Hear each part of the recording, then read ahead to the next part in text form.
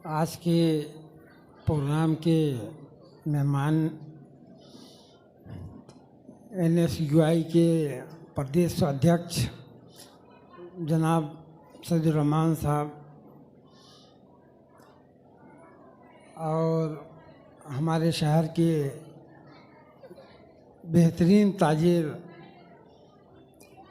और समाजी खिदमत कर रहे हाजी जफर सऊद साहब और मौलाना शफी अहमद साहब के भाई, दोनों भाई यहाँ बैठे हुए हैं। जमील सर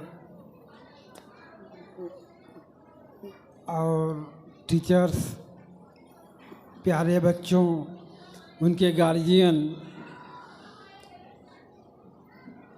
आज बड़ी खुशी है मुझे इस बात की कि इस इलाके में असली तालीम के लिए जद्दोजहद हो रही है और उस जद्दोजहद का ज़िम्मा जिस शख्स ने उठाया है, मैं मुबारकबाद देता हूँ जमील सर को कि एक हायर एजुकेशन की तालीम वो दे रहे हैं और उस हायर एजुकेशन के साथ साथ यहाँ city school, Mau city school में अपना टाइम दे रहे हैं और इन बच्चों को संवारने की, इन पौधों को पानी देने की कोशिश कर रहे हैं। तो मैं सबसे पहले इंजीनियर जमील साहब को मुबारकबाद देता हूँ और ये इस बात की ज़मानत है कि सर आप अगर इस स्कूल में अपना टाइम दे रहे हैं बच्चों के लिए तो ये बच्चे इंशाअल्लाह कामयाब होंगे। ये इस बात की ज़मानत है कि आप जैसा अगर कोई शख्स इस स्कूल में आ गया है तो ये बच्चे इंशाअल्लाह आगे बहुत तरक्की करेंगे, ये मेरा मानना है। आज के हालात कैसे हैं ये किसी से छुपा नहीं है।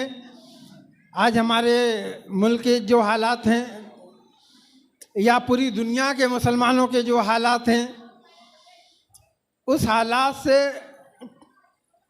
मैं समझता हूँ कि कोई चीज़ छुपी नहीं है। आज के दौर में सब कोई वाकिफ़ है। एजुकेशन पे अभी हमारे भाई सैयदुर रहमान साहब ने बड़ी अच्छी बात कही,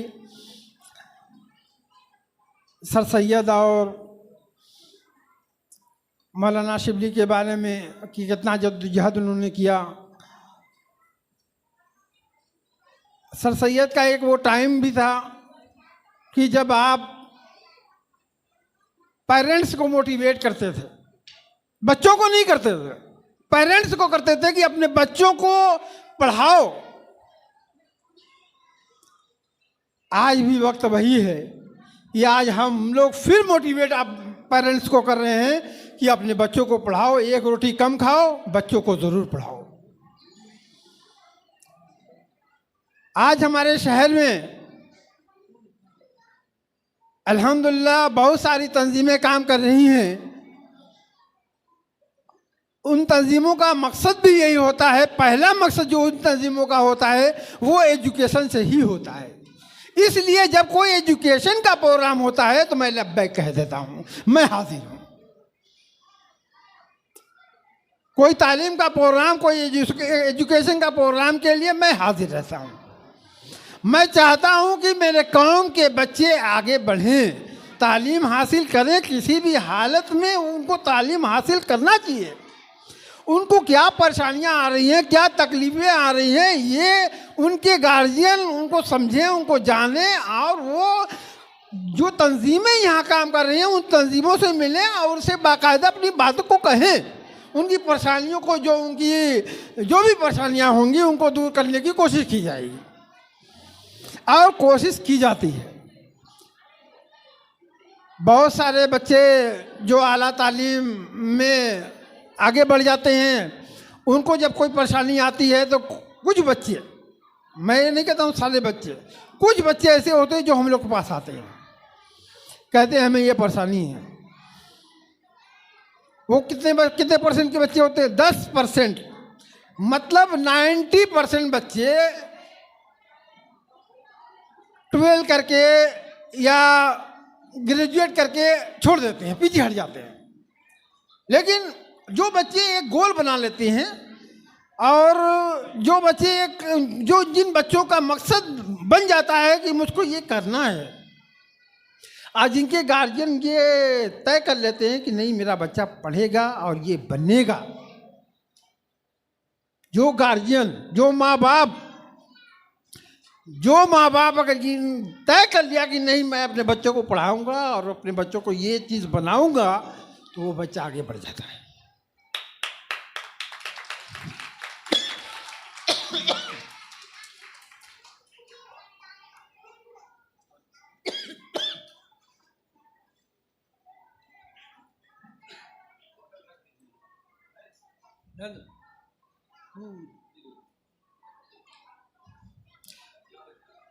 आज हमारे सामने समस्या क्या है, मैं आपको बताता हूँ। हम लोग तंजीम के माध्यम से काम करते हैं और हमारे पास बहुत सारे लोग आते हैं कि हमें ये ज़रूरत है, हमें ये वो ज़रूरत है। लेकिन हकीकत क्या है कि उसमें से 99% लोगों को ज़रूरत नहीं होती है, वो आदत होती है। 99%, 100 में से 99% की ये हालत हो गई है, ये आदत हो गई है कि हम इस पे डिपेंड हो जाए मांग के खाने के लिए। 1% ऐसे लोग होते हैं जो वाकई ज़रूरतमंद होते हैं। ज़रूरतमंद का परसेंटेज ज़्यादा है, लेकिन उनकी खुददारी ये कह नहीं पाती कि हम किसी से कहें, किसी से मांगें, वो उनकी खुददारी है। किसी शख्स से मांगने में ही खुददारी है। लेकिन आप ये चीज़ जान लीजिए कि किसी तंजीम के पास आप जाइएगा तो आप अपनी बात वहाँ रखिए, आप तंजीम से कहिए तो तंजीम आपकी बात को पूरा सुनेगी, समझेगी और जानेगी। तो जो हम लोग के पास बजट होता है वो बजट सही जगह इस्तेमाल होगा, वही कोशिश हम लोगों की होती है कि हमारा जो बजट है वो सही जगह इस्तेमाल हो। आज बहुत सारी तंजीमें शहर के अंदर हैं और हर तंजीम कुछ न कुछ करती है। मसला ये है कि सही जो हकदार है उसको वहां तक पहुंचने के लिए एक तंजीम की जरूरत है। मतलब उस हकदार को पहुंचाने के लिए, उन लोगों को पहचान कराने के लिए, उन लोगों को जांचने के लिए भी एक तंजीम की शहर में ज़रूरत है कि वो तंजीम जांचे, परखे, जाने कि कैसे हमारे यहाँ किसको क्या ज़रूरत है। जैसे हमारे जो साहबा थे, अब मैं समझता हूँ कि जिस तरीके से वो काम करते थे, और उस्मान गनी रज़ियल्लाहु ताला अन्हु, उमर रज़ियल्लाहु ताला अन्हु देख लीजिए कि वो रात में निकलते थे, टहलते थे, देखते थे कि किसके घर में बच्चों के रोने की आवाज़ आ रही है, तो वो उसे समझ जाते थे कि बच्चे यहाँ दूध नहीं है, इस घर में शायद दूध ना हो या खाने के लिए ना हो, तो वो वहाँ तक पहुँच जाते थे। तो आज हमें इस बात की ज़रूरत है कि ऐसी तंजीम की ज़रूरत है जो पहचान करा सके कि नहीं ये परिवार वाकई परेशान हाल है, इसकी मदद की ज़रूरत है। तो हम लोग मदद करने के लिए तैयार हैं। सही जगह पहुंचाना, सही जगह इस्तेमाल होने के लिए बहुत सारी तंजीमें तैयार हैं, लेकिन उसका इस्तेमाल सही होना चाहिए। ये खेदूपुरा का इलाका बहुत पढ़ाई लिखाई में बहुत ज़रखेज़ इलाका माना जाता है, और दीनी तालीम के मामले में अल्हम्दुलिल्लाह ये इलाका बहुत अच्छा है। यहाँ के बहुत सारे लोग बड़े बड़े उलूम फ़न के माहिर हैं और बहुत सारे मदरसों में जामियात में मौजूद हैं। तो आज असली तालीम पे हम लोग ज़ोर दे रहे हैं। दिली तालीम के साथ साथ असली तालीम पे ज़ोर दिया जा रहा है। और मैं ख़ास तौर से ज़ोर उन माँ बाप को दूंगा, बच्चों के उन माँ बाप को दूंगा कि बच्चे छोटे हैं। ये जो LKG से लेके जो 5 तक का जो एज होती है ना, ये छोटा पौधा होता है, लचकदार होता है। आप जिधर मोड़िएगा, अभी जमील सर ने कहा जिधर मोड़िएगा वो मुड़ेगा, लेकिन जब वो तनावर सख्त हो जाएगा, आप जब उसको मोड़ने जाएंगे तो टूट जाएगा। ये हर घर की कहानी है, ऐसा नहीं है कि किसी एक घर की कहानी हो, ये हर घर की कहानी है। बच्चे को हम लोग लाड प्यार में छोड़ देते हैं, ये सच्चाई है।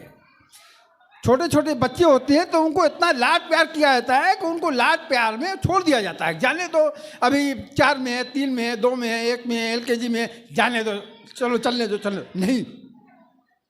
वो पौधा है,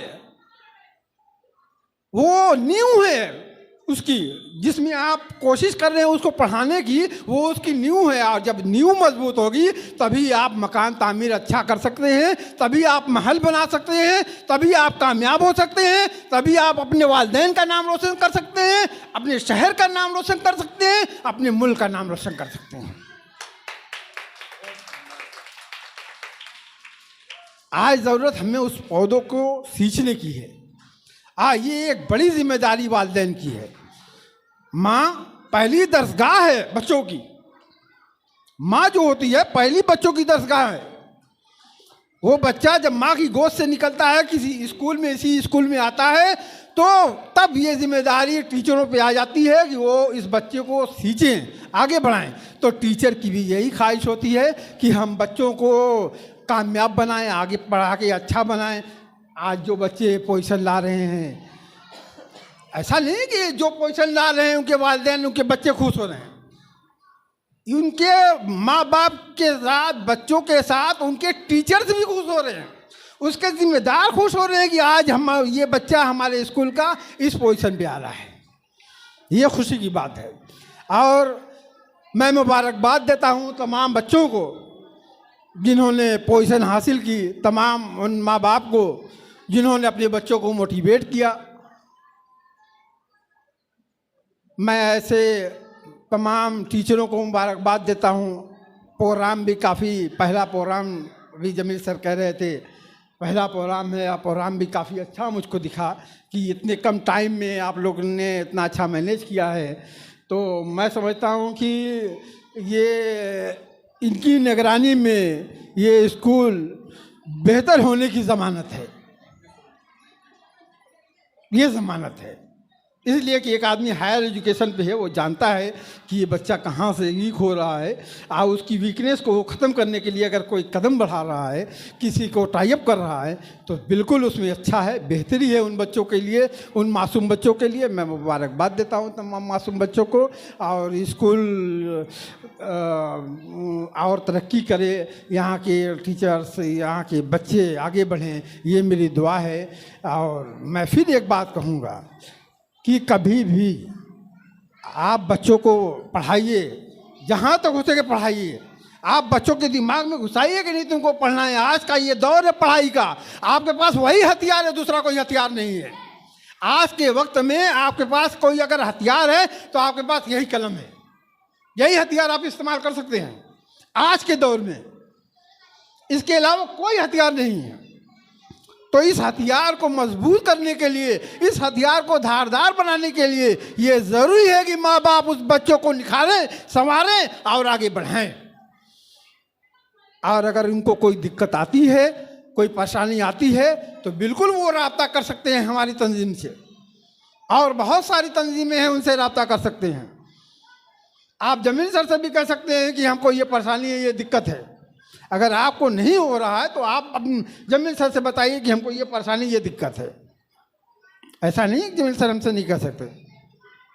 इन्होंने कहा था अभी पिछली बार भी, MBBS, एक बच्ची MBBS का दूसरा साल है, उसका चल रहा है। जब आती है हर साल मेरे पास ज़रूर आती है। मैंने कहा तुम बेटा एकदम बेफिक्र होकर तुम पढ़ाई करो, तुम्हारी जमानत जमीन सर मिल रही है। मैं उस बच्ची को नहीं जानता था। मैंने कहा तुम एकदम बेफिक्र होकर अपनी पढ़ाई करो। आज अल्हम्दुलिल्लाह वो MBBS की तैयारी का दूसरा साल है और बेहतर रिजल्ट दे रही है। तो आगे चल के आप लोगों को भी आगे हायर एजुकेशन में जाना है।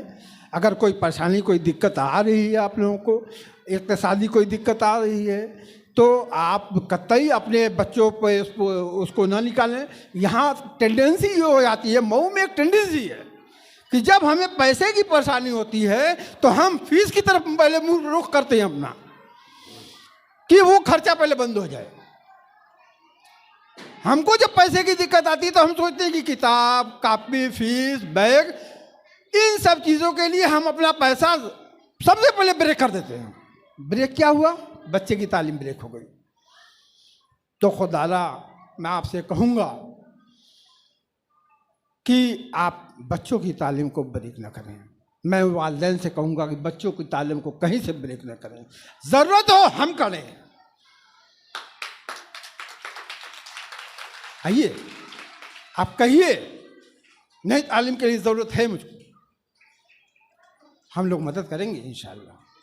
तो कहीं से इस सब की चीज़ की नर्वस होने की ज़रूरत नहीं है। मैं फिर से मुबारकबाद देता हूँ तमाम लोगों का, और स्कूल के मैनेजमेंट का, स्कूल के जो ओनर हैं उनका, और तमाम टीचर्स का, तमाम वालिदैन का, और ये उम्मीद करता हूँ कि आप लोग इस तालीमी कारवां को आगे बढ़ाते रहेंगे, अपने बच्चों को पढ़ाते रहेंगे। शुक्रिया, बहुत बहुत शुक्रिया। अस्सलाम वालेकुम।